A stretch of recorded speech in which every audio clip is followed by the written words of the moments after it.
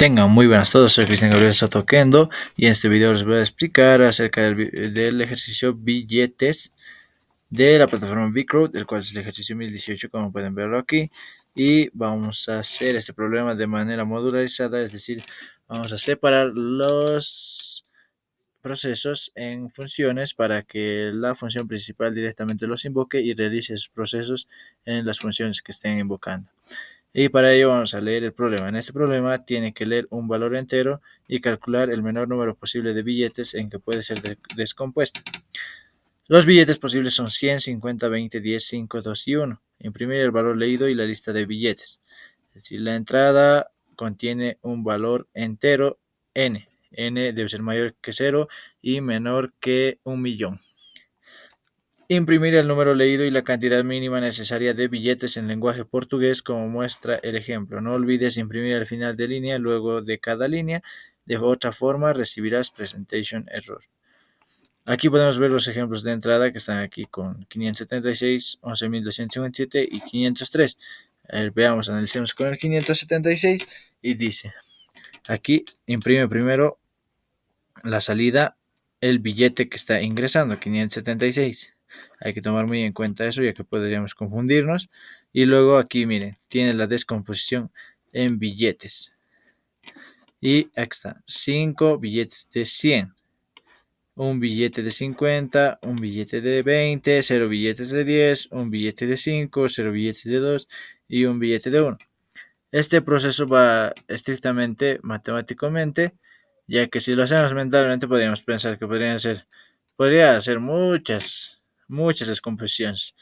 Por ejemplo, 5 billetes de 100, un billete de 50, un billete de 20, podríamos cambiarlo por 2 billetes de 10, pero aquí un billete de 20 directamente. Y aquí un billete de 5 y 0 billetes de 2 y un billete de 1. Aquí también podríamos pensarlo como de 2 billetes de 2 y 2 billetes de 1, no sé, distintas formas de pensar. Pero esto va con un cálculo matemático para que se descomponga de la manera más perfecta posible y hacerlo de la manera más exacta. Y aquí tenemos el análisis con el ejemplo que hemos dado de 576 de lo que se debe hacer. Aquí está la operación que debemos hacer, 576 dividido entre la cantidad de billete que hay. Es decir, primero entre 100, luego entre 50, luego entre 20 y así sucesivamente hasta acabar con el problema. Aquí vamos a empezar con 100. 576 dividido entre 100 va a dar 5. Para esto va a ser con decimales, pero solo necesitamos los enteros para este problema. Por eso, y el residuo también lo vamos a necesitar porque son los billetes que sobran de cada división. Es decir, esto no va a ser una división exacta. Y si quiero dividir de nuevo entre 50 ya no voy a poder, porque ¿dónde voy a almacenar esto? Por eso vamos a necesitar un residuo.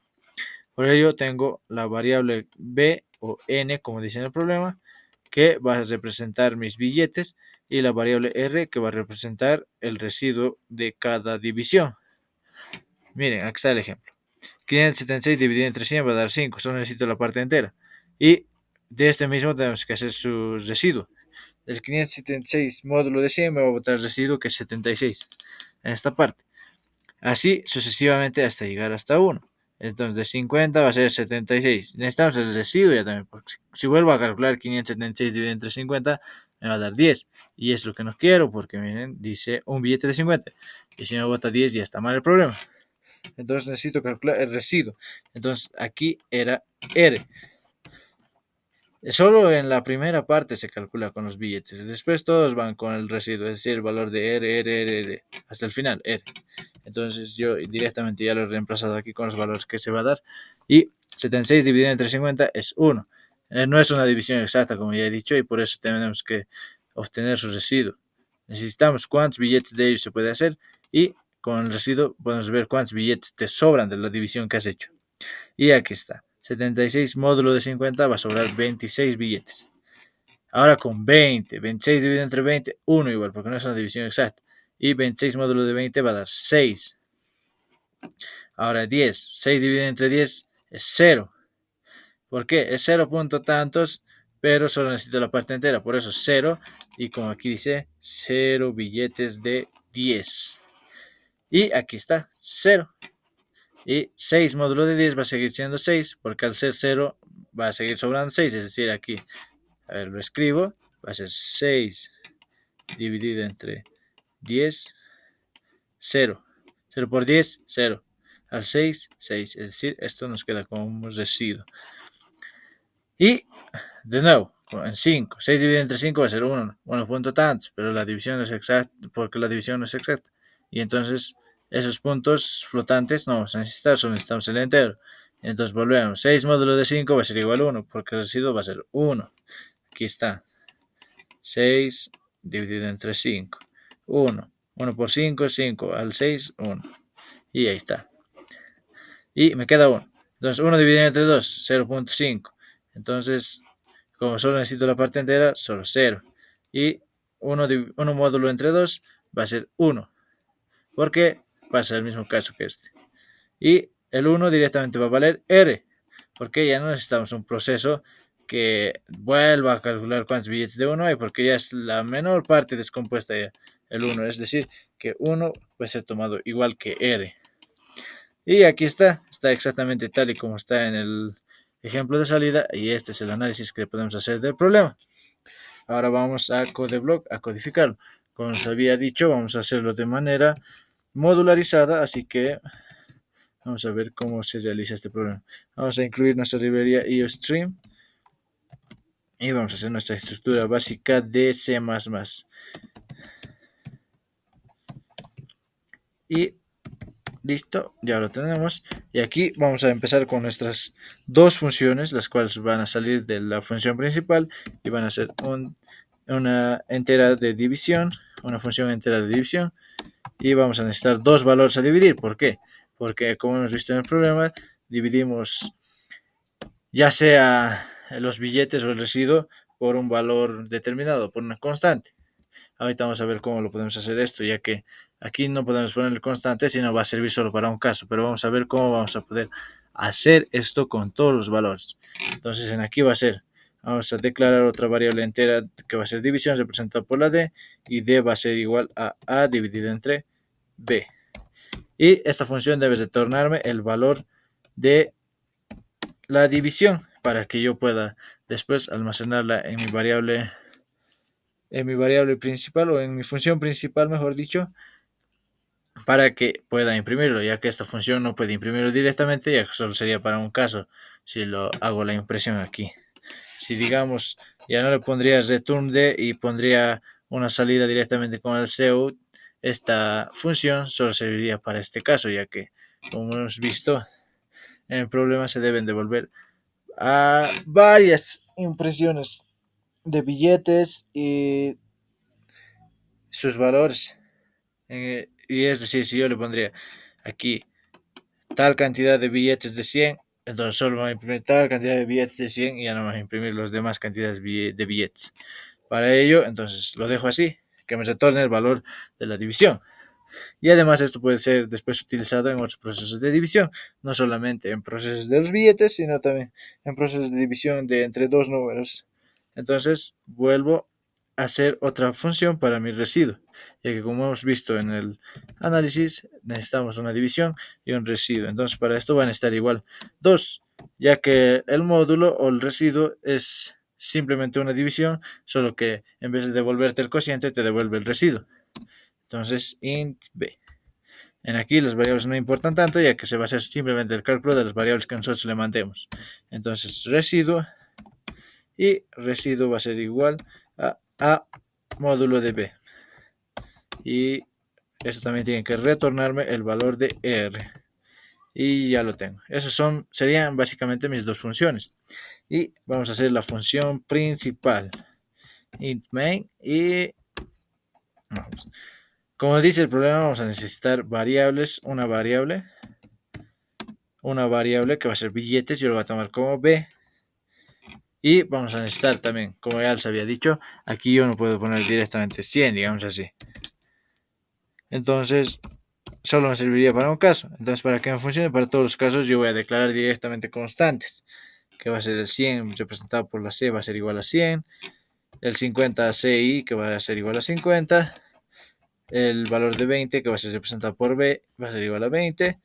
El valor de 10 va a ser representado por D el valor de 5 lo voy a escribir completamente, el valor de 2 igual, y el 1 ya no lo necesito porque como hace rato hemos visto directamente el residuo, como hemos visto en el análisis, residuo, entonces yo le voy a poner una R. Aquí hemos visto directamente 1 es igual a residuo. Entonces no necesito declarar 1 con un valor 1 para estar dividiendo todavía. Aunque si quiero asegurarme, no es necesario. Solo necesitamos una variable R más. Ahora también voy a necesitar variables para calcular cada uno de los procesos. Es decir, cada uno de la cantidad de billetes. Es decir, billetes de 100 yo lo voy a poner. Billetes de 50. Billetes de 20. Billetes de 10. Billetes de 5. Billetes de 2. Y eso. Todo. Porque billetes de 1 ya no necesito. Entonces, solo debo leer un valor que va a ser CIN B, que son los billetes. Y como dice el problema, volvemos al problema, dice imprimir el número leído. Aquí está, 576. Entonces debo imprimir directamente COUT. Imprimo el número leído, el que ya está arriba.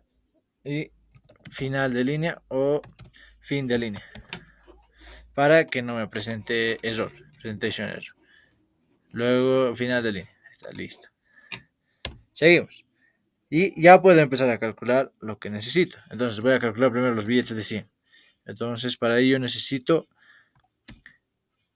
llamar a mi función que se llama división. Primero debo calcular la división como hemos visto en el problema. Entonces llamo a mi función que es división. Debo escribirlo tal como está porque si no lo escribo tal como está, no, la máquina no puede reconocer. Entonces ya estoy llamando a mi función división. ¿A quiénes voy a mandar a que se dividan? Voy a mandar a B y C, el cual es B dividido entre 100, es decir, el valor dividido entre 100. Punto y coma. Aquí también debo hacer un residuo, entonces el residuo.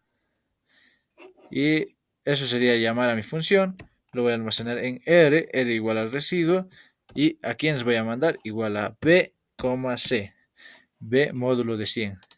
Y ya directamente puedo imprimirlo. Cout, valor de B100 de los billetes de 100. Y vamos a poner lo que dice aquí, nuestras letras, nuestro comentario en doble comilla para que lo pueda leer el programa. Entonces, vamos y comillas dobles. Y final de línea. Listo. Ya tenemos hasta ahí los billetes de 100. Ahora los billetes de 50. Llevan el mismo proceso. Por eso decía que es reutilizable lo que hemos hecho aquí. Entonces, directamente los billetes de 50 va a ser igual a división entre. Aquí ya no va a ser entre B y C porque ya no tengo que dividir B dividido entre 100. Entonces, como hemos visto en nuestro análisis, aquí era directamente R, el residuo de lo que hemos dividido. Entonces, ¿dónde se almacena el residuo? En R. Entonces pongo R, CI, porque CI es el valor de 50. Ya no puedo poner los 100, porque va a calcular entre 100 y me va a botar 0. Entonces, el residuo. El residuo va a ir constantemente cambiando de valor. Aunque si no quiero que cambie de valor porque me confunde, puedo directamente ponerlo más variables, pero sería cargarlo de variables el problema. Ya que tiene ya muchas esta solución, sería demasiado cargarle más problemas, más variables. Y por ello vamos a utilizar una R nomás, que va a ir cambiando su valor y va a dar lo mismo. Aquí copiamos la impresión, solo que ahora imprimimos los billetes de 50, como pueden ver aquí. Solo cambiamos esto por 50. Ya está. Hasta ahí ya tenemos los billetes de 50. Ahora los billetes de 20, que va a ser lo mismo. División, invoco mi función. De nuevo, esto ya no va a ser entre 50, nada. Necesito de 20. Entonces va a ser R, 20. Punto y coma. Y de nuevo vuelvo a calcular el residuo. O como ven, cambia su valor. Cambia a cada momento. Pero lo hacemos cambiar porque no vamos a necesitar el valor para imprimir. Si necesitaríamos para imprimir el valor de R, no tendríamos por qué cambiarlo, sino almacenarlo en distintas variables para sacar el residuo. Entonces directamente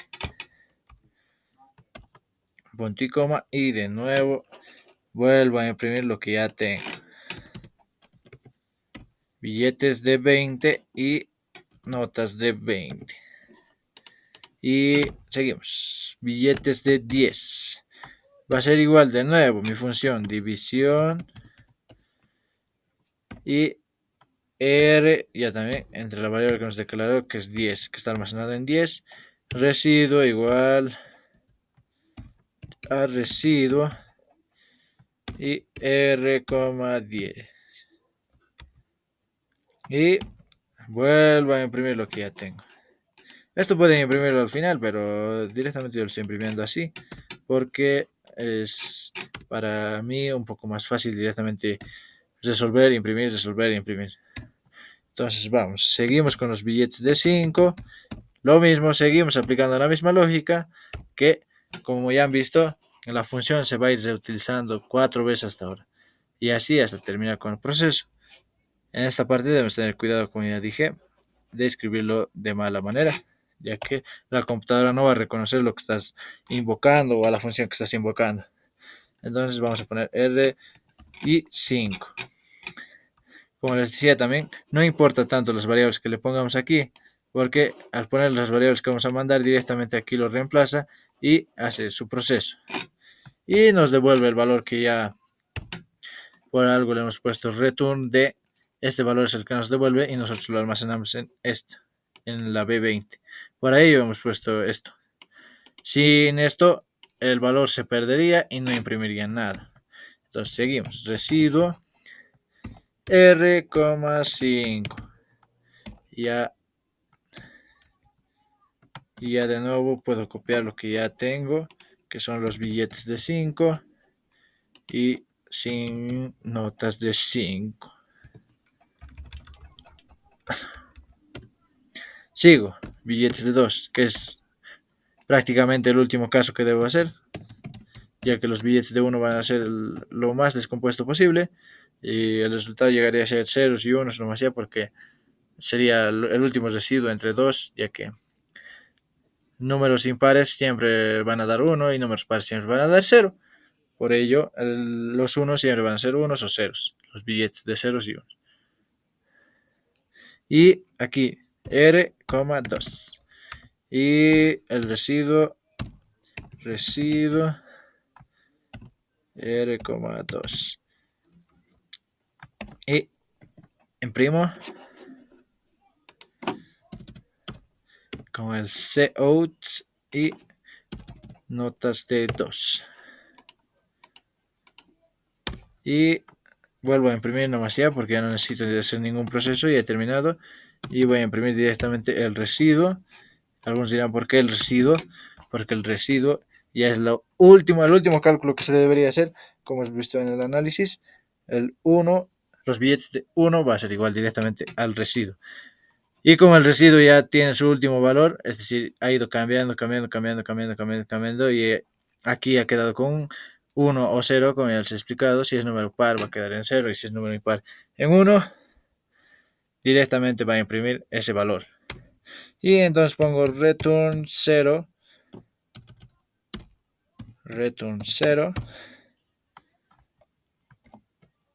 y prácticamente ya lo tendría resuelto.